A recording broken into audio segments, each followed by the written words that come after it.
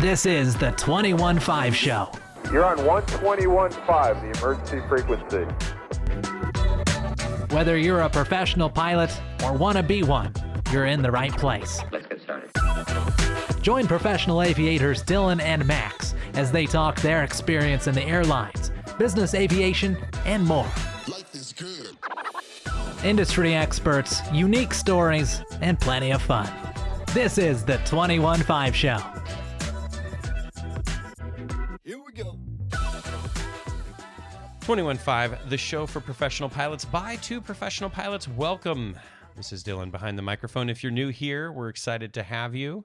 Max and I have created the show for the pros. Max representing the airlines, myself in business aviation. I forgot to check in. How's your SpaceX stuff going? Did you make it through IOE? Yeah, I'm just, it's very grueling. A lot of memory items. Yeah, I bet. What's the rocket booster fire? It's already on fire, so what's the memory item? Yeah. It's on more fire? Too much fire? Well, we're excited today to be joined by Dave Retnam and Whitney Bohac. They have started a company that I'm really excited about. All the things that you've had all this FOMO about for so long. Finally, we have access. Finally. So, Crewise is their company, and Dave and Whitney have a lot of experience from Southwest Airlines, providing a lot of the crew support services that airline pilots have had to enjoy for a long time, and they're bringing that all to business aviation, and we're excited to hear more about it, how your flight department can incorporate some of those services. It's going to be a really good conversation. They're great. There's a lot of Southwest talk, which I kind of felt left out, Max, but Listen, it is what it is. Let's dive right into our conversation with Dave and Whitney.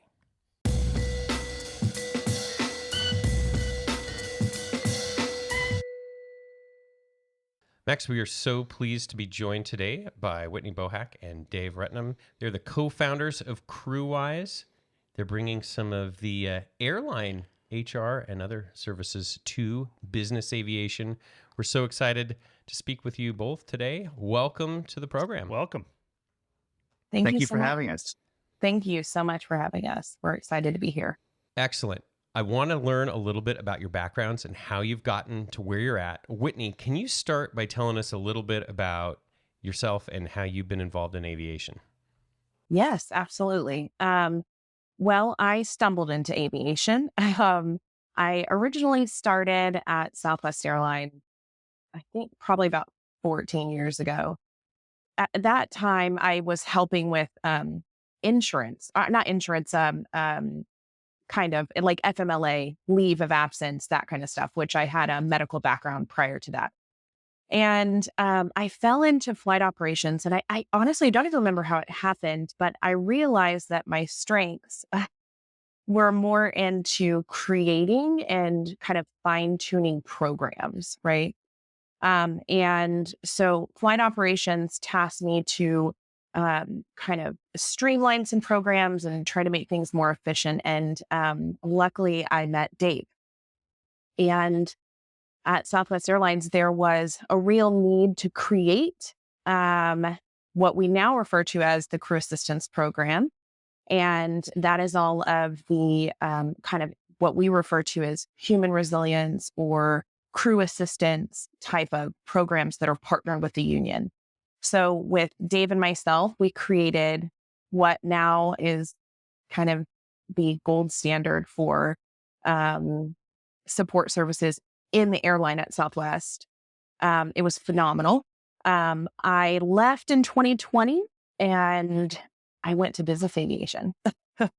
And I was like, wow, we don't have any of these things. And I understood why. I totally got why such smaller like operations. But I also saw the same problems. Like it doesn't not affect business aviation. It's just the resources weren't there. And it was kind of shocking because of course I instantly wanted to just go into all the stuff that I knew so well and be like, okay, we're going to go through this program. We're going to do these things. And it just wasn't possible. So Dave and myself, actually Dave called me one day and we were talking, and I'll let him go into his story for his background, but it kind of stemmed like the whole reason why Crewise is here. It just comes from that, from providing the resources that we knew so well to be available to these airline pilots, and bringing them to business aviation. So now I'm doing Crewise full time. Awesome. Dave, what about you? Yeah, thanks, guys. First of all, I really appreciate the opportunity to share our story with you guys. I started flying in 1992. Bad time to start flying. I think it was there were not a whole lot of jobs around. So as a result of which, I got to run a flight school, and I worked as a flight instructor and flight school manager, chief pilot of a flight school for about 4 years before I transitioned to business aviation. Came to Southwest Airlines in June of 2001. So, just before the events of September 11th. So my airline career has, who would have thought that in the course of a 23-year airline career, you'd see 3 calamitous events that would bring the industry, to a breathtaking halt every time. I know, and I was given the opportunity to set up a team of chief pilots that are embedded in Southwest Network Operations Control. I got to lead that team for a long time. 2 years into that process, the then vice president asked me to assume a role that had previously been disbanded through a reshuffling of leadership. They were reinstalling that role, and in that role, I would then take on oversight of pilot hiring, all of our compassionate care programs, our crew hotel portfolio, our security programs, military affairs. So there's a lot of tentacles that I'd be responsible for. It's interesting, in my story in life, my dad was a professional musician, and when I was, and he was a heroin addict for a long time, and he kicked heroin by using alcohol, and so he died of alcoholism when I was 17 years old. So I've lived on my own since I was 17 years old and had to kind of cobble my way through. And it's interesting how life sometimes places opportunities in front of you that you never saw before, right? So when I assumed this role at Southwest, I now assumed the role of our compassionate oversight of our compassionate care programs, something that I have always felt a passion for, because interwoven inside of that are all of our substance use rehabilitation programs. The idea of mental health recertification was not really a reality at that point. It's since come about. Things like our crew hotel portfolio, and having run a flight school in the past, right? Aviation education was key to my development in the early years. So in our group, we started overseeing pilot hiring. The opportunity came about to build a cadet program for the airline that just fell very neatly into my previous experiences in aviation. And since that time, some things have evolved and changed. Since 2020, when Whitney left Southwest Airlines and went to business aviation, we've seen a host of changes. And I started thinking about, ownership of things, or the things that you build for others that you don't really have an opportunity to expand. And I saw an instant need in the sectors of aviation that I came from, business aviation, aviation training, that lacked some of the very robust programs that we built at the airline. So I talked to Whitney and said, "Hey, what do you think of this idea?" And I reached out to a couple of business leaders in business aviation, and I kind of shopped the idea around. And the instant reaction we got was, "Dave, not only is this a good idea, but can you do this for us?" Which is what led us to the development of Crewise. And the good news, Dave, this time around, your timing was actually good. Like right now in business aviation, the other times you failed to, you missed it a couple times there. But now business aviation has found themselves in this position in the last couple of years to have to be more competitive with the airlines, right? And a big thing of a lot of people like myself or a bunch of our friends that have left business aviation for the airlines is because of those benefits. And so as you guys are able to hopefully level that playing field a little bit more, and I guess what makes that attractive is for retention, right? For people that are willing to spend money for these products to retain pilots and keep them from going to the dark side, as we call it sometimes. So can you kind of explain to us what Crewise does and what you guys offer and kind of how you're facilitating that? Yeah, Whitney, do you want to lead off? Sure. So with Crewise, we have a host of services that we provide. And like you mentioned before, we're essentially taking airline type programs and providing it to business aviation. And what does that mean? We have a HIMSS program. So for those that may not know, I hope most know, but for those that don't know, HIMSS basically is substance abuse disorder, or it takes you through that process, recertification through the FAA, but it's pretty significantly rigid process.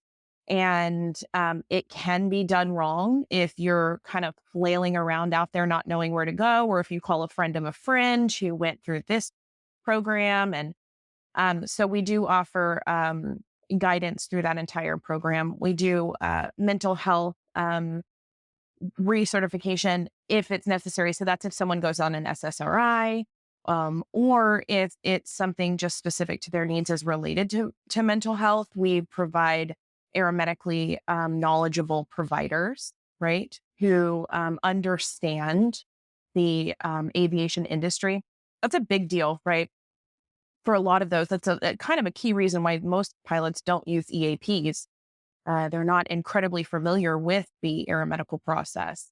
We also provide professional standards, which for us, it's the step before disciplinary action, right? How do we do conflict resolution? How do we adapt to the flight deck when we're with people who either change, contractors, or somebody that we just don't get along with? So we provide services with that. And then we also do peer pilot support. And we also have like a resiliency hub. So like knowledge articles and things to read. So our whole system together acts as a aeromedically specific support system for pilots. Dave, do you have anything to add to that? Yeah, I think about my personal experiences and what I saw coming through both aviation training and business aviation. And I used to see a lot of pilots that were trying to navigate their way in the dark. And they were too afraid to ask others very, very sensitive questions that may illuminate what they would perceive in themselves as character flaws, because it's so important to us as pilots to not only perceive ourselves a certain way, but many of us feel that it's important for others to perceive us as consistently competent, reliable, and there's almost no room for vulnerability in those conversations. So, and I think about the people I've known in the past that suffered in silence from substance use issues. They didn't have an outlet to go to with stress, anxiety, issues with their family, depression. And you think about all the business aviation operators, aviation training environments that where this profession tends to attract a lot of strong personalities, right? And quite often you'll encounter a strong personality that may be overbearing, and there's just no outlet to come to a resolution with that kind of conflict. So I think it was really important for us to really understand why you could do that at the airline and why you couldn't do that in business aviation, and then synthesize those things that were missing and bring that to fruition. Yeah, makes sense. Yep. Yeah, starting something like that without the experience you guys had would be a real daunting task, because I think a lot of people, even if you are an airline pilot and you know what the HIMSS program is, I don't think a lot of people really understand. I certainly didn't until I talked to somebody that had been through it. And it's not, I think the impression people get is it's like, okay, somebody comes forward, they have a problem, and the HIMSS program rehabilitates them. They're like, okay, you're back on the line. Good luck. It's not like that at all. It is a very long-term, it's truly a never ending thing. Like it goes on forever, because it's to maintain, your sobriety or whatever brought you into the program. And it's intense, man. I mean, it's every single week, multiple times a week. There's things to do depending on what phase of the program. I mean, it's not something that's to be taken lightly. Yeah, it's not like an SMS manual you can just like make like, and then okay, be you like, just go through the 6-step program. Takes about 3 months and you're good. It's not like that at all. And that's kind of, I think, the impression most people have. Even people that have those benefits as airline pilots, and certainly a lot of corporate pilots don't understand that. And I think I'd like to dig, I think, a little bit deeper into each one of those programs to kind of explain to people, because a lot of people, they know what pro standards is on the surface. Most of the airline pilots, I think, have a pretty good understanding of that. Most of the business aviation people maybe know it's like, yeah, it's to help, if there's an issue, but pro standards is a big deal. Like, these are big deal benefits that are very like helpful and can like literally save your career. Each one of them on their own. So, and that's and the way I'm sorry, go ahead. Yeah. No, go I ahead, think Dave. the way we look at all of these programs is they are circular in nature, and they are essentially safety programs. And they enhance, they allow you to see with crystal clarity the people that work for you and the people that you work with. So, and through that, you enhance safety. Let's dive in here, just down the list here. So from the HIMSS program, for example, first, maybe Whitney, you can walk us through this one. Tell us how it works. So, my company hires you guys to provide these benefits to me. So how does this structure work? How do you then connect your professionals? Walk us through the path. Perfect.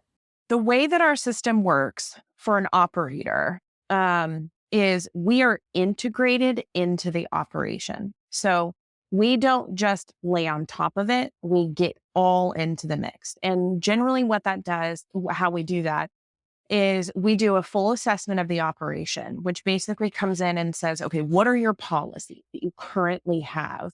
How do they connect with these programs, if at all, right? Some of them aren't going to have the policies that support a potential fitness for duty, right? So after we do a full assessment, we go through and make recommendations, and we say, okay, in order to support this fitness for duty, here is the criteria that's going to need to be added to your policies. And then here's the process in which that's going to work. So we have a database that we build, and basically it's a notification system. Mind you, there is a level of confidence. The reason that we work so well as a third party is we are a resource for the pilots, and in a way that they can contact us and get support that's necessary. We are a resource to the leadership by being able to tell them what's necessary for the safety of the operation, if that makes sense. So if they have something that they have found out, for example, there is somebody a crew member that's just struggling really, really, really hard together. They cannot get, they're fighting. It's awful. They can call us or notify us on in our database that they would like to initiate professional standards program for these people. And they would like them to go through a conflict resolution training. All these things are built into those policies, right? So their pilots know when they're hired how Crewise is integrated. Once that's done and they have their training, they don't necessarily need to know all the nitty gritty that's involved in these conflict resolution conversations necessarily, nor would they really want to. You're running an operation here, but so you want somebody else to handle it. But then it goes and for us, it keeps our system. And so let's say a year later, there's still some issues that are coming up and somebody's seeing some, maybe there's some drinking issues, or maybe there's something that may have instigated the reason why the professional standards was happening and may roll into another program, right? So all of these things are put into a complete integrated program on the front end, so that the way I like to refer to it is so the whole story can be told and we can support from start to finish, if that makes sense. And then we can go back and provide data. So we can say, here's how the program is being utilized. In some circumstances, we're not necessarily saying who utilized the program in which area, right? Depending on what's necessary and not. If it's at the risk of the safety of the operation, there may need to be something that is notified to leadership, obviously. But if it's somebody just accessing resources for us, we would just generally give you that information. And then they can run, they can make decisions and they can do stuff on the operations side of things based on the information that we give them, whether that's doing a full training for everybody, because we see that there's a huge amount of professional standards cases. Then maybe we need to do a full training session on professional standards for our pilots, right? And then again, if we're seeing that there's a huge amount of mental health support, is there something in the system that can be integrated to help offset that? Those are recommendations that we would make. How much approval or working with the FAA to get these programs installed in a 91 or even a 135 operation do you guys have to do? So the good thing is there's very little to do with the FAA at this point, because the architecture for even things like HIMSS or mental health recertification is already built in. It's actually done through how an AME interacts with the pilot. Primarily what the FAA wants to see is that the pilot is in a well-structured monitoring program. So for HIMSS, for instance, for those that just for the audience, or those that don't know what the acronym stands for, is the Human Intervention Motivation Study, which was done, Whitney was I think in the early 1980s. It was an ALPA effort along with the FAA to bring, what was previously a completely disqualifying condition back into requalification, but it had to meet very, very strict aeromedical criteria. Number one, the pilot had to go to a supervised residential treatment facility, and the way the paperwork was written had to conform to FAA standards. When the pilot then exits the residential treatment facility, they interface with a HIMSS rated AME, Aviation Medical Examiner, who then also works with a HIMSS psychiatrist. They build a package together along with some testing for the pilot that's submitted to the FAA. Once the FAA is satisfied that their cognition has returned, that their motor skill function has returned, they're in a solid form of sobriety that's been monitored by the employer, and then after recertification by the employer and a peer pilot, right? All of those things have to exist in order for a HIMSS program to be in position, be successful for the pilot. So what we would do then for a lot of small organizations, they can't support the structure that the FAA wants. And what we're then creating is the underlying structure that is required by the FAA, so the necessary reports can be received by the FAA with consistency. Key to this as well, and anybody that's been involved in understanding how recovery centers work, that's kind of a moving target. So the quality of care is not necessarily standardized throughout that industry. For Whitney and I, what we bring to the table as well is the fact that we built a lot of relationships in the aviation recovery industry. So where the experts move, as they move from treatment center to treatment center, maybe looking for a better gig for themselves, right? We keep track of where those folks have gone, and then the quality of care, the ability to generate accurate documentation for that pilot's treatment plan, that's key to their success. So we tend to follow that around, and for those that have not had to deal with this area, that's probably the most difficult thing. So we can the regulations state that if somebody goes through a completely unsupervised program, it could take as long as 2 years to gain recertification. Typically, your average HIMSS pilot goes into residential treatment and goes through all the steps, could get recertification if the FAA stays on time in about 6 months. Wow. Huge difference in the earnings of the pilot and the return to the profession that they love. Well, and for the operation as well, right? If we're talking about, retention and everybody, contract pilots are, it's not cheap. It's not cheap. I'm glad you mentioned that, Whitney. Yeah, because that's key, right? It's retention of the employee. Mm-hmm. Yeah. So because all these systems at FAA are already these programs are already available. What's not available is the structure, like he was saying, that Crewise offers. It is available with airlines, not with business aviation.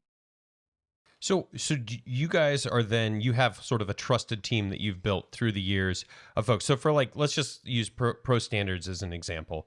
So Max and I are a crew. We're having some type of difficulty. We send a notification in the platform or however it works. Who's calling us? Who are we talking to? Like, is it a chief pilot somewhere, or walk us through what that looks like? Yeah. So let's say these things can end up in Pro Standards from two different avenues. It could end up with, let's say I'm having a crew conflict with somebody. I just flew a trip with someone, and it was a really hard time. We had a very challenging, potentially safety reducing scenario. And I think we've all been there where you're with somebody that builds up a machismo wall, if you will, right? And communication breaks down. And in the very worst cases, the other pilot starts handing the pilot that's the aggressor some rope to fail. That's a terrible scenario, right? So there's two ways you can attack that. You can come to Crewise and say, look, I don't want to take this to management. I don't want to be that guy, but I need somebody to have a facilitated discussion with this other pilot about why this is no longer safe. You're putting both of us into a compromising situation. That's scenario number one. In which case we would deploy our trained experts. These are folks that have worked with these scenarios in union positions for a long time at major airlines that have tons of experience. In fact, the person that we would rely on has been doing this work and training other individuals at different carriers to do this sort of work. So really a well-known expert in the field. Okay. And we would engage that person to engage these two pilots and do a conflict debrief, a conflict resolution session. The other way it could happen is you go to your chief pilot and go, these are the things that happened on this last trip. This is chronically unsafe. So the chief pilot has two options. You can go down the path of discipline, or you can go, hey, this looks like an opportunity for us to tackle this another way and preserve your relationship. So I'm going to call Crewise, and they're going to start going down the process of conflict de-escalation. If you cannot get to a resolution, now your Crewise is going to hand it back to me and say, then they can say, hey, look, we tried. We're not going anywhere with this. We're going to put this back into your side of the tennis court. And now it becomes an issue for management to deal with. Yeah, it's a method of keeping it kind of in the family first before you go outside and trying to handle things on your own. But the one of the things that's really interesting that I think a lot of people don't know about professional standards is it's not just pilot to pilot conflict. It's other work groups too. At the airline level, it's flight attendants, but even at the corporate level, it could be flight attendants, it could be mechanics. I had a troublemaker mechanic once that was very difficult to deal with, where we could have used Pro Standards at the time. Yeah, right. But with anybody, and that's the thing. It's absolutely true. It's kind of like, if you have brothers, it's better to handle it between yourselves if you can before you got to go to mom, and that's essentially what Pro Standards does, and keeps it from going down a road that you don't want to go down right away. And to your credit, sometimes it just ends up there, but right. At least give it a shot. And to your point, I think the applications are quite universal. You think about other environments where you have A-type personalities, attorneys, the medical profession, the operating room. Speaking of podcasts, there was that Dr. Death podcast years ago where, that one physician, he exemplified the worst character traits of the alpha type personality, where he would not take any input from the other experienced people in the operating room, leading to calamitous results for his patients. Yeah. No, there's no pilots like that. We don't have to worry. Yeah, right. I've never met. No, I've never met one in my life. Yeah. They're very team players. Very open to change. Very open, easy to work with. Very open to outside ideas. Yeah. Wow. Yeah. Well, it's interesting. I mean, I love to hear that you're using folks that have done this for a really long time. I mean, to me, it just seems like I don't know if disinterested is the correct word, but that third party that's sort of neutral that has dealt with these many, many times and it seems like really the best way to go. And honestly, Max and I have started to, we run this segment called Flight Advice, where people can write in and ask for advice, and we try our best to help them out, and we'll bring in experts when we can. But I would say I've noticed, Max, we get way more business aviation stuff than airline stuff. Well, yeah, because no one has that support structure's not there, right? And so there's a lot of like, how would you handle this? And sort of like needing that third party to kind of weigh in. They've picked the wrong people to ask advice, I would say, for the most part. But they get what they pay for. Yeah, exactly. Yeah. But that being said, the need is there. Yes. And, to be fair, from the pilot's perspective, where they're saying, we don't have this, from the leadership perspective, how difficult it is to have a pilot come to you with something that has, implications on your certificate and say, what do I do? And then from a chief pilot having none of the knowledge that we live in this, right? We live in this every single day. And if you don't live in it every single day, the advice that you give has a huge impact on your pilot, right? Yeah. That's a lot of pressure for a chief pilot. Now, some of them may know things and some of them may not. But to utilize a resource as a third party who lives in this every single day as a chief pilot, that is such a huge benefit to have. Well, you're talking about the thing about it is that the stakes sometimes are so high. I mean, you're talking potential loss of millions of dollars in career earnings if there's an issue that puts somebody sidelines them for a really long time, whether that's a medical issue or a substance abuse thing or whatever. The stakes are just too high, and that's what a lot of business aviators are afraid of compared to the airlines. Is there's not a lot of programs to hedge their bet and provide some insurance. Whether that's, but now these things from loss of license insurance has become a lot more widely available in business aviation. And now some of these programs that help, I think a lot of times people look at business aviation as it's a job, whereas the airlines looked at more as a career. And there's because of a lot of these support things that help it make it a career and give you options if something unexpected happens. And now, and disability and all these other things that we've had for a long time with the airlines that are now finding their way into business aviation to help turn those jobs into careers, because it's something you can expect to do till retirement. And things always happen at the airlines and at business aviation with furloughs or being laid off and airplanes being sold and whatever, that you'll never be able to control. But some of these other factors you can put a semblance of control, and insurance is really, what it is. Absolutely. Yeah. And I think not only does it have impact for the pilot, I mean, think about you as an operator, you don't want to have something terrible happen with an aircraft and say, at the end of the day, we kind of knew this guy had some issues and we didn't have anything to provide him. And then all of a sudden something terrible happened. The impact of that is just astronomical, right? And to be fair, there hasn't really been anything like Crewise before. So those programs aren't necessarily available, but there is now. And so we saw that, all those implications, whether individually for a pilot or for an operation. And it just felt so necessary on both sides, and that's our goal, is we want to support the operation and the pilot. And our hope is that leadership never hears anything, right? That they call us and that we can figure these things out, we can support. And then all of a sudden they're like, wow, this is great. These guys are staying forever. They feel supported.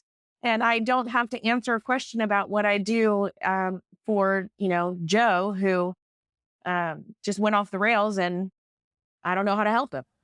Right. Yeah, it's hard to define KPIs when the primary performance indicator you're looking at is the lack of an incident. Ultimately, well, you just mark it on the board: days without an accident. Yeah. Sharpie mark. That's right. Isn't that how you do that? Pretty sure. I think ultimately it's about the retention of your pilots and the immense sense of loyalty that people have. And I don't want to just say pilots, because it's people have to organizations that invest in them or take the time to look at them and look at their issues and look at them holistically and not just support them, but support their families. Quite often, some of the tragic issues I've seen in aviation are the people that have not reached out for help, but everything around them was burning down at home. It might have resulted in the death of a child or a spouse, not Divorce. just divorce. So there's so many these issues. And, like Whitney said earlier, you want to be able to tell the entirety of the story, because the bad crew interaction could just be a symptom of something larger that's at play, something that's from the home that's infecting the professional environment, right? It could be an underlying substance abuse issue. There's all these things that kind of play into each other, and whether or not, and what we've seen in the past too with aviation is somebody self-medicating for a different underlying issue. Right. I want to flip this and look at through the other lens, and that's from the owner or the operator of the operation. I imagine there's a little bit of assurance that they get, especially like I'm trying to think of a scenario. Maybe I'm the chief pilot or the lead pilot on an account. I have a pilot that maybe, I'm going on an SSRI or something like that. It seems like it would be a real weight off their shoulders to be able to come to the boss when, this is a big relationship management job that you have, and say, listen, our pilot's gone into this protocol. We have the backup, the people that are very knowledgeable about this, and they say, it's safe for him to return. That would be a very difficult situation for me to navigate if I didn't have any backup, because I don't know anything about that. And when I have to tell the person in the back, listen, it's now safe for this person to fly again, it seems like there brings a lot more gravitas to those words when I have, a third party that can say, yes, here's the program that he or she has done or something like that. So have you seen a buy-in or interest from kind of the owner or operator side? It depends, right? I hate to use that answer because it sounds very FAA but it does depend. You've got two sides, and one is the savvy owner operator. The whole reason we're doing this is the encouragement of the CEO and now chairman of the board of a large management company whom I presented this concept to. He bought in 100%. Then there are other folks that will look at programs like this and they'll go, Dave, why should I build a program that invites people like that to come work for me?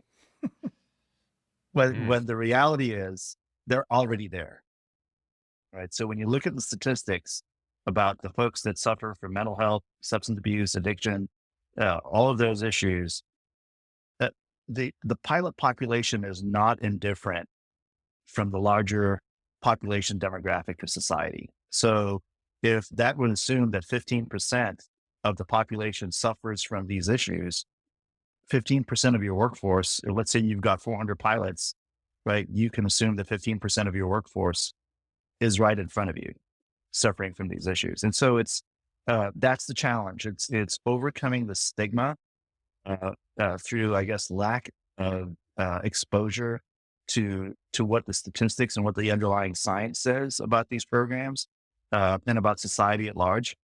But yeah, it's overcoming that, and the folks that are educated about these programs that see them for what they are as safety programs, they buy in fully. And we've had some great conversations with business leaders that get it, and some that don't. The good thing is, I think the regulatory shift and the requirements in regulation that are coming along that will apply to both 135, 91, and 121, and basically all regulated sectors, is favorable to employing a structured approach like this. For instance, you look at the requirement for SMS in Part 135 that's coming up. What should SMS for 135 incorporate? Is it just your practices when it comes to operating the aircraft, your maintenance program, how you gather data from your safety systems? If you challenge a lot of folks that run these risk rating agencies, for instance, they're looking at it as who is looking at the aircraft operator, not just and the pilot holistically. Are we viewing the person who is operating the airplane in the same way that we're viewing the operation, right? So that's where these programs are going to become better utilized because of the benefits they provide the aircraft operator. We've had lots of conversations with both the current federal air surgeon and her deputy, along with the folks that are on the ARC for the new mental health initiative proposed by the FAA. Some of the recommendations for the ARC are already bundled. They're going to move very quickly on that. In Europe, for instance, they have a mandated peer support requirement. I don't know if we'll go to that extent here in the United States, but there will be some significant changes in regards to how we look at mental health programs, advocacy, and recertification programs for pilots at large. Let's take a time out from our conversation to talk about another friend of ours, Timothy P. Pope, who's a certified financial planner dedicated to guiding professional pilots through smart financial planning. Whether it's saving for retirement, investment management, a seamless military transition, or strategic tax planning, Tim is your trusted financial partner. Join Tim as he leads engaging discussions on personal finance strategies for professional pilots on the Pilot Money podcast. Timothy P. Pope, helping professional pilots make the most out of life. Yeah, it's great that these things are finally coming into their own.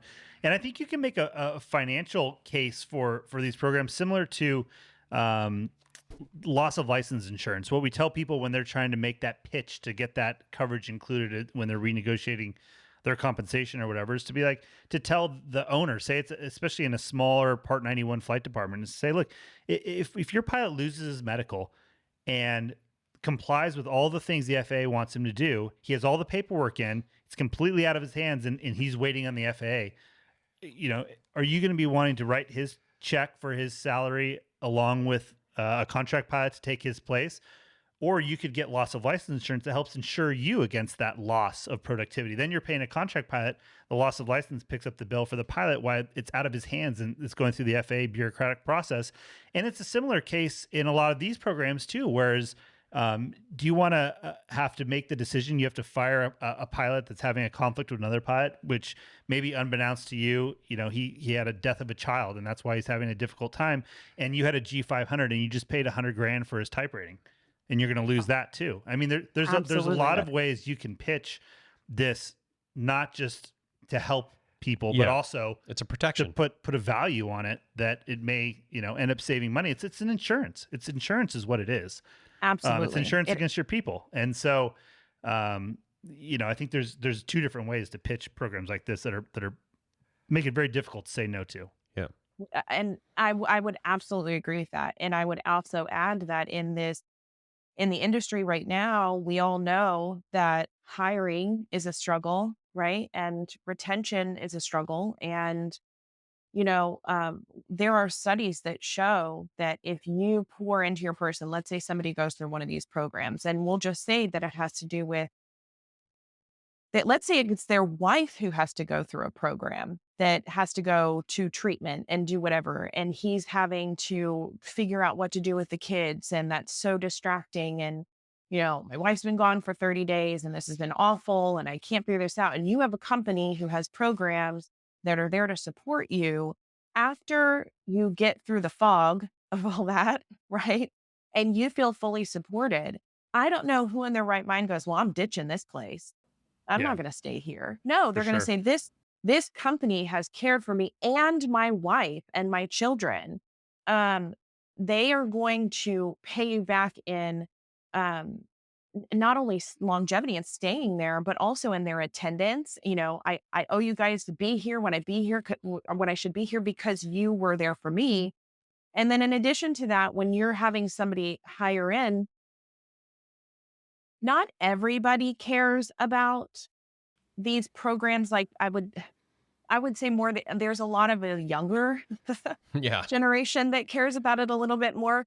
I think everybody should care about it, but of course I'm in it. So that's, it is what it is.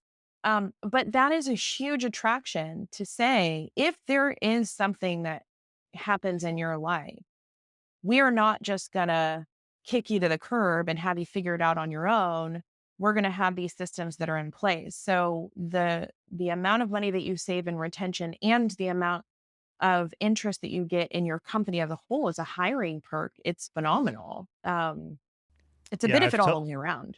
I've told people that too. Loyalty is not free. No. There has to be investment in your people to get loyalty in return. I mean, you guys, especially when you were at Southwest Airlines, depending on the time period you were there too, it's like, there was people there that are very loyal. Yes. I mean, there were certain times I utilized a lot of the stuff at Southwest when it was necessary for me. The difference though, it was easy for me to utilize because I'm not a pilot. Yeah. Right. I completely understand the concern and the fear of calling. Let me tell you this. I'll be very, very clear. I love EAP systems. I think there's a reason why almost every corporation has them now, right? They are beneficial. But the problem that we see a lot is there's so much regulation around being a pilot, or even sometimes dispatchers, or even mechanics. And it's not just the pilots. And so when you don't know what implication your document has on somebody's career, it's terrifying to go to them. So at the very least, having somebody that from a pilot's perspective at the hiring table, or even there, you can say, oh, no, I get what it takes to be a pilot, and I want you to stay a pilot. Let's bring you to these specific aerometrically knowledgeable people. Yeah, it's helpful to have somebody who you can ask these questions. I think key to this is we're not the employer, and you don't want to ask your employer these questions. And I think about the interconnected nature of databases today. When you look at the pilot records database, for instance, and how that ties into the where records are kept for treatment and care. So a lot of pilots have issues with what's reportable to the FAA and what's not reportable to the FAA. What do I have to list on my aeromedical form when I go submit my medical application? And, we've seen disasters happen where you have reported something to one federal agency and did not report that to the FAA. And because of the interconnected nature of federal databases today, that eventually comes back to the FAA. A key example of that is how somebody would get disability benefits from the armed forces per se, and not have reported that on their 8500 form for their medical. So to which agency were you not telling the truth to is the question the federal government will ask. A lot of landmines out there. Yeah. I want to circle back on one thing you mentioned, Dave, which was this Pure Pilot program that you guys have. What is that? Who are the Pure Pilots, and what do you need them for? Yeah, so Pure Pilots are really important, and it's the person you call to talk to a matter confidentially about first, before you get to the next level of escalation, which is usually professional. It's very, very hard to synthesize in business aviation because an airline that has, several thousand pilots can usually assemble a cadre of pilots that are walled off behind, union confidentiality, and you can have confidential conversations with them about substance use disorder. If you had an incident, any one of the things that would require you to be transparent about what you've been through, without really, again, divulging that to the employer, and then getting into a program that would allow you to go back to work in a whole fashion. So there's two ways to go about that. You can build an army of volunteers from various organizations. You have to invest in their training and their development. And because peer support is not mandated in the United States, companies are not required to invest in peer support systems.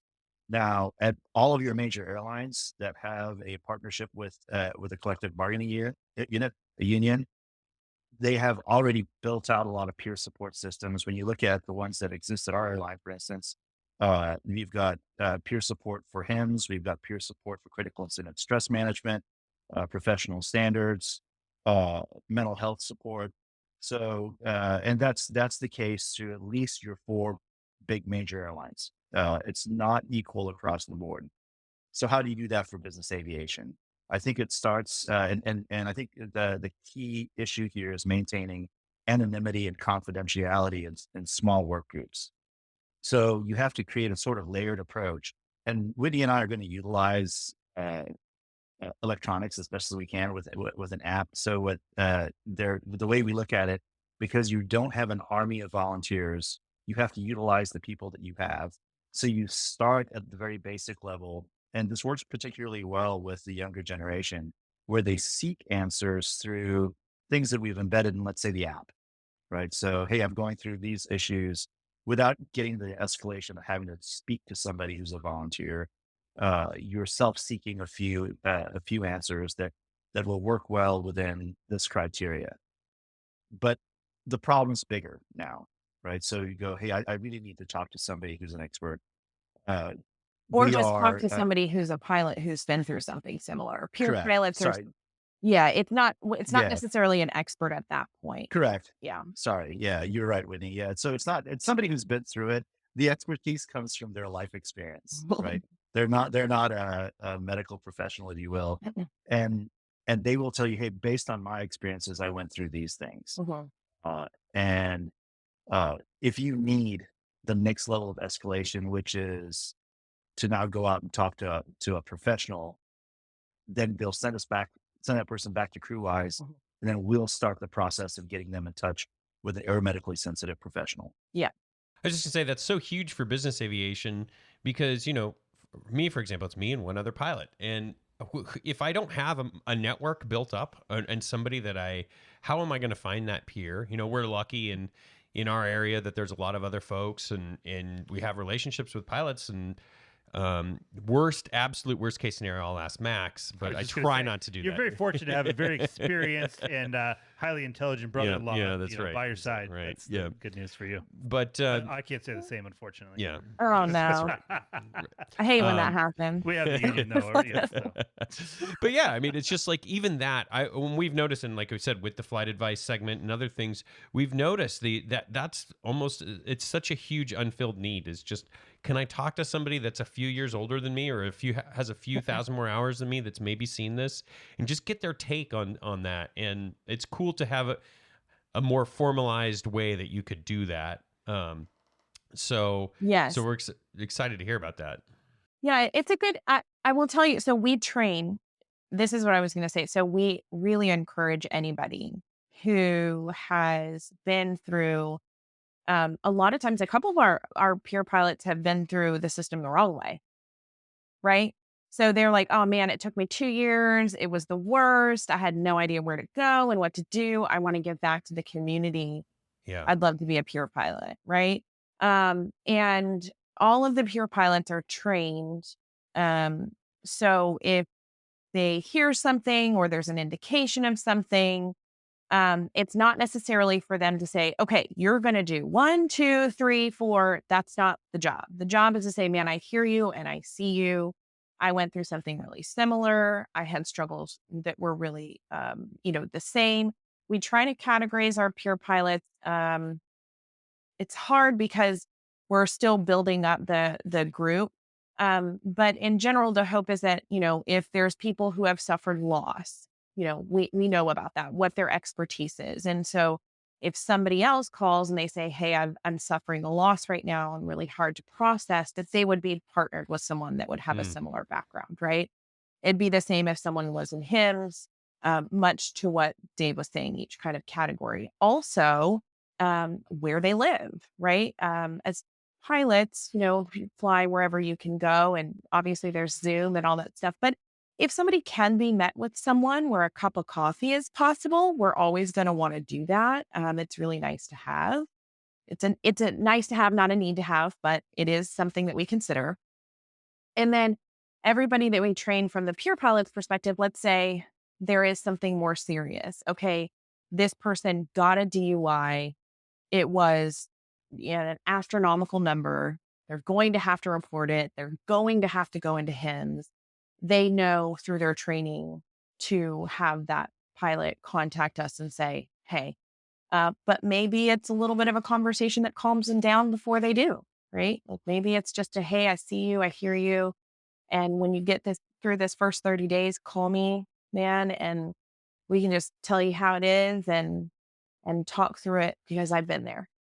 That's great. And I think one of the things you want to do too, especially when we onboard a new company, after the onboarding is done, we'll reach out to their pilots and go, hey, he wants to volunteer. And I think you brought up a great point, guys, about if you have a small organization, if there's only 2 to 4 pilots, you probably don't want those peers talking to that Right. pilot group, right? Because there's no anonymity there. You'll pull a pilot in from a different organization to act as a peer for that group. Correct. Yeah. Yeah. You're kind of put in the pool. Exactly. All right. Well. Now, and I noticed on your website, there's an application you can actually apply to be a peer pilot with you guys. So for any of our listeners, maybe that have something to offer. Yeah, something to offer. That could be an interesting way to give back to the community. So we'll have a link in the show notes for that. Absolutely. I think that's great. I mean, just for us being on the receiving end of it, we're just starting to see some of this, and it would be so much better if someone more trained would start answering these questions. We're just going to forward them on to you now, so you guys can deal with them. It'll be great. Perfect. We'll be on the questions. Yeah. We All get them all right. the time. So somehow, this sounds like a huge undertaking already, and then you guys decided to have even more offerings for flight departments. So if you have just a couple of minutes left, but if you can just kind of recap some of the other things that Crewise is offering, Whitney. So when we have somebody that that needs to go into a program or needs to go into a system, let's say there's a critical incident that happens and there needs to be a debrief, and we have of professionals that we use for that. How do we get them there, right? And it can be such a hassle, especially in business aviation. A lot of times, if you're going somewhere, you're not going to hop on a private jet to get there. You're going to try to get there with the airline, whether it's treatment center or whatever. So it originally started by us having a platform that was easy for us to use to be able to offer flights and services for our pilots that needed to get somewhere quickly or needed to have some type of accommodations to help support through these programs. And then it organically just happened into becoming an application and a platform where anybody at all, you just go on to crewise.com and it'll have a little TravelWise link and you can book flights, hotels, activities, anything that you want on there. And we compare prices all the time and make sure we try to get the lowest that we can. That not only is obviously for the operations, but just for anybody who would like to. So that's a little bit about TravelWise. Okay. And Dave, what about the cadet program? Yeah, having built the cadet program for the airline, we had to utilize a competency-based training approach that is quite often utilized in Europe. In Asia, you've got MPL programs, multi-crew pilot licensing programs. Not typically necessary here in the United States, and that really hasn't been the need for that because we've always had an abundance of qualified pilots that have come through the ranks in previous years. But now with where we are in terms of overall pilot production, and what we've also noticed is also the difference in emphasis in MPL programs versus the way our FAA training has been structured. When we built the cadet program for the airline, we looked at the fact that the airline didn't have a partner carrier for somebody to matriculate through. So utilizing the MPL concept and some of the things that you could overlay over FAA training, we implemented a better system of professional development that sat on top of FAA certification. So from day one, a cadet would learn about risk management, risk mitigation, recognition of risk, how to pull themselves back into an environment where they're operating safely. And then increasingly building their competency to fly bigger, faster, more complicated airplanes as they develop their skills and their certification that would give them the opportunity to be instrument-rated commercial pilots. The benefit of this and the way it serves business aviation is that through our risk ratings agencies, they looked at the way those programs were designed, and because from very early point prepare somebody to fly jet powered airplanes, the the uh, the risk that an organization would have to take to employ somebody would be much less than somebody that came off the street on a standard training program. So when I was coming through the ranks, per se, I think I spent 3,000 hours flying as a flight instructor, and I had tons of flight time before I ever flew a corporate jet. But I needed that back then. In order for me to be a captain on a Hawker or a Gulfstream, I needed thousands of hours in those airplanes.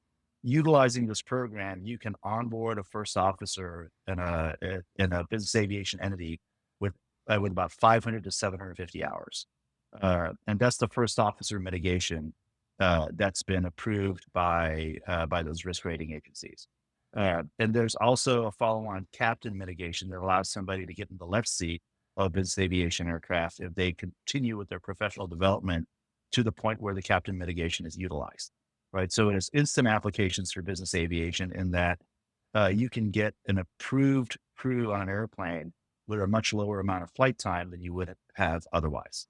Wow. If they started their training a certain way and kind of followed the way through. It is universal applications, for instance. When you think about regional airlines, there are some regional airlines that do a phenomenal job of training pilots. But what if every one of their candidates came to them ready to fly their jets? What would their training footprint look like? Mhm. And you hire training. For foreign airlines, for instance, that have typically done training or sent cadets here, what they're seeing is that the most experienced captains that they have are departing for higher salaries at different airlines, because the way those airline contracts work overseas, they don't have contracts through collective bargaining units. They have individual contracts with those pilots. So a pilot will sign a first officer contract with the airline in their native country, and then they'll depart and go fly for Emirates, per se, or Qatar Airlines for a better contract as a captain. So as that experience departs those native country airlines, they're left with fewer and fewer captains to mentor their new first officers. So today, more so than ever, you need first officers to show up at airlines better prepared to manage risk, provide a set of skills that they previously didn't have as entry-level first officers in those environments. And that's what this program does. Wow. So your main client then is the flight school? Right.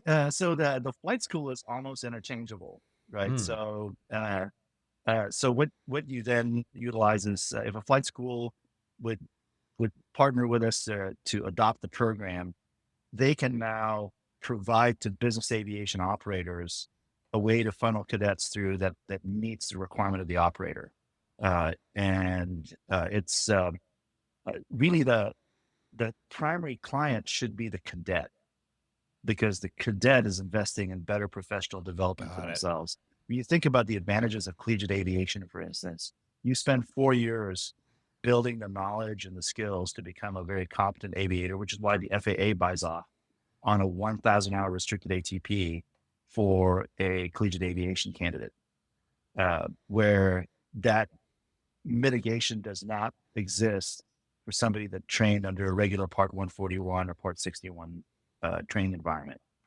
What this does is create an intense professional development course that sits on top of certification. It's recognized by the industry to be of value.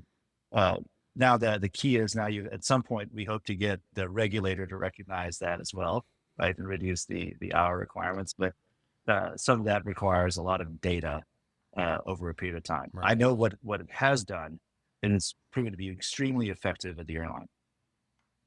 Got it. Oh, that's exciting. Yeah. We're excited to bring it to the market. Cool. Well, you guys have been busy. We're really impressed with what you're up to, and we're excited for you guys to bring these products to market. I guess my last question is, when we listen to some of the offerings that Crewise has, is there a target operator size? I mean, can I use this with a one airplane, two pilot system, or is this geared more towards, 10 pilots or more at a 135? Or do you have any thoughts on where the program fits, or is it adaptable?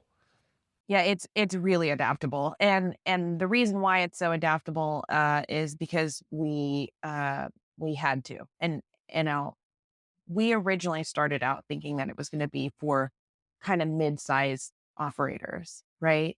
And that is how we intended to build it. And all of a sudden, when we were kind of bringing it out there and talking about it, a huge amount of individuals came forward and, well, I'm not a part of an operator, or my operator's really small, or I was fired from my operator. I really need help. And we started realizing we had to pivot, and we had to pivot to support the pilots who needed it. And so for us, we can do all the way down to an individual who doesn't have a home, right? And then we can go all the way up to a larger operation. We have a way to accommodate to all of those things. For those that have a smaller operator, some of we wouldn't necessarily be able to, the peer support would look different, or, the fitness for duty, all these things would look different, but they can all be applicable to anybody. I think the way to look at it, again, going back to the concept of shared resources, the more smaller operators you have or individuals, the broader the base is, and you can share those resources across either individuals or organizations. I think that if you look at insurance, I guess is the model, it's shared resources, shared risk, that sort of approach. And the broader the base is, the more effective you can be. So it is important for us to cast a wide net and not leave anyone left behind. That's essential to our mission. When I think about the folks that are sitting out there wondering if they could even become pilots, or the parents that I've spoken to that talk about their kids who were given juvenile ADHD diagnoses, or juvenile diagnosis of depression or anxiety, and now this kid who's growing up into a young adult has dreams of becoming an aviator, and those parents don't know how to overcome that. So, we can hopefully help illuminate the pathway for those folks. And so, like I said, that's why it's really important for us to cast the wider net. All right, Dave and Whitney, I know I sure salute you guys for the incredible amount of work that you're doing to bring these benefits to business aviation. As someone who is just in business aviation, I've been jealous for a long time and missed some of the airline benefits that I used to have when I was in the 121 world. So I'm excited to see these products coming to our side of aviation. Yeah, it's good that there's people out there that are fighting the good fight for the business aviators to bring all those benefits and bring some parity between, where there wasn't so much. So we'll have all of your contact information in the show notes so folks can reach out. And it sounds like you're going to do custom work with every operator so you can fit right in. So we'll have all your information available for folks. And then we're going to put you on the spot when we get a flight advice email that we can't answer now. You guys are going to have to come back and help us out, and it'll be good. We can move that risk off of us and onto somebody else. Happy to do that, guys. Yeah, happy to do it. All right, Whitney and Dave, thank you so much. Thank you so much.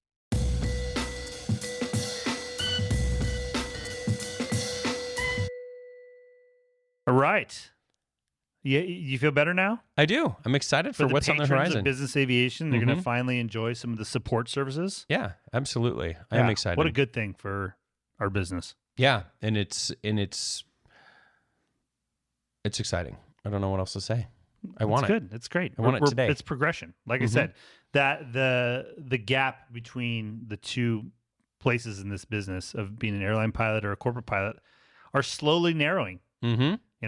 5 or 10 years ago, this, let alone, loss of license insurance and all these other things that just didn't really exist for corporate aviators. Soon, I'm hoping we'll get an opportunity to wear the leather jacket like you guys do. I do not wear the leather jacket. That thing weighs like 30 pounds. Heavy. It's so weird. I got to find mine. I have one from American Eagle still. You do? That thing was... I got the trench coat. Did you ever have the trench coat?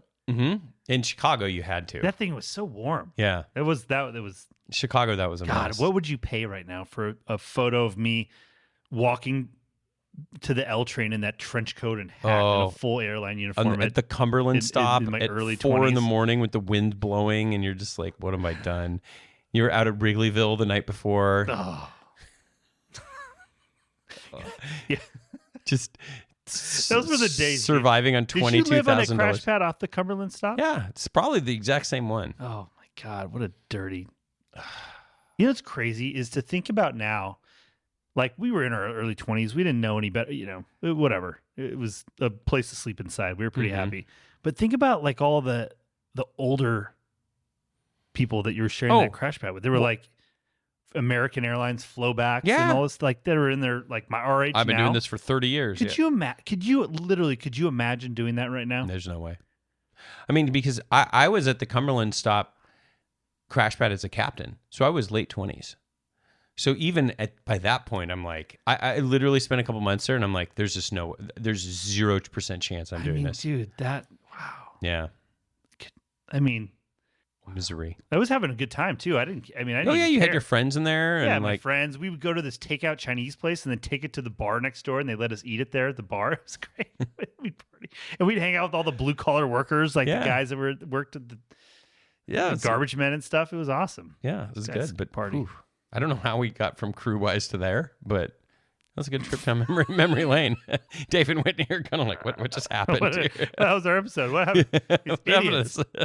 Idiots. Morons. This is why we started this podcast. This is what we do. Yep. When we're not recording. It's actually taken a lot away from our personal relationship, because then we go down these roads and we're like, wait, we can't talk about this right now. We have to talk about it on the air. Put a pin in it. What idiots. Oh, man. Well, all right. I guess that will do it. We'll be back next week. Shout out to the Cumberland stop. It's Cumberland. Anybody who's out there now, please write in. Yeah, tag us in a photo of.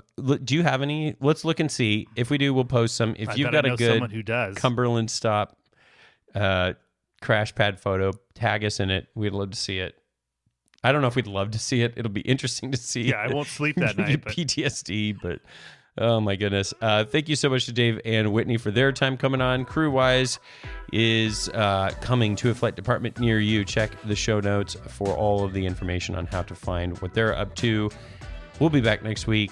Until then, remember, flexibility is the key to air power and finding a comfortable crash pad.